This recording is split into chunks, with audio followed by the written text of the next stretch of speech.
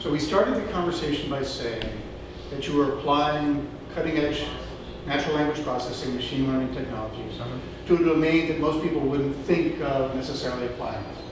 Kind of an old world domain, almost by definition history. And you and I have had separate conversations about doing the same for humanities. So data science technologies are advancing. People are getting better and better at all the disciplines within data science. And a few people are starting to apply that science to domains like history. Right. So your general impressions, is that process happening at an accelerating rate? Are we using the new tools on the old domains faster and faster? Or is it still a rare exception where somebody like you applies this science, this technology to a domain like science? So the problem with this field, many people call it digital humanities. There's also something called computational social science. The problem all along has been this idea that the lone researcher all by themselves, can develop all the knowledge that one would need to do this kind of work. And the reason for that is that that's still how we get hired, and it's how we get paid, and we get to keep our jobs. Is that I write a book, you write your book. I write an article, you write your article. And God forbid, we start to collaborate, right, and work together.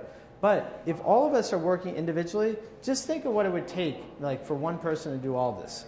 One person, would have to, first of all, identify, where is their interest in data. They'd have to be able to do the basic kind of data wrangling work, to put that data in a form that they could actually begin doing research with it. They'd have to know something about, techniques, that from machine learning, whether it's about classifiers, for instance. They'd have to build their own classifiers. They would also, if they're interested in sharing that kind of knowledge, they'd have to develop ways of visualizing the results and making them accessible to others who are non-experts.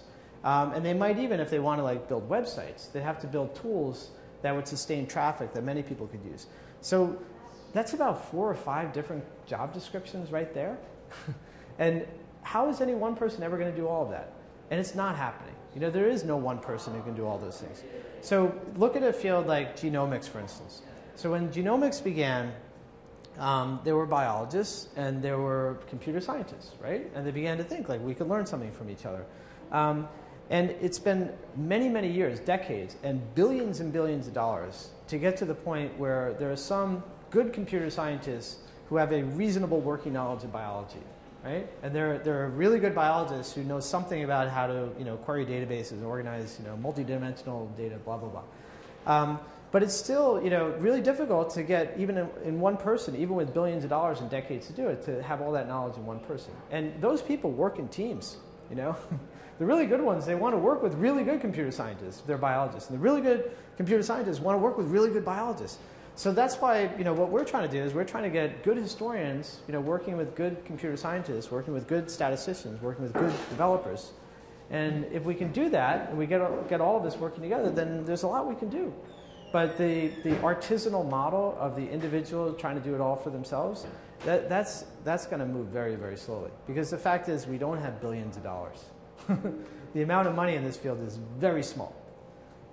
So that's one reason why I keep an eye on whether there's any way in which you could, make this kind of work, something that people would pay for, because you always have to be thinking about how do you keep the lights on, how do you pay those developers and engineers and so on. And so I always keep my eye on that kind of thing, even if it's not my own primary motivation. But I would be very happy if I had students, who could see the value in it and who had ideas of their own and wanted to develop some of them and grow businesses out of them.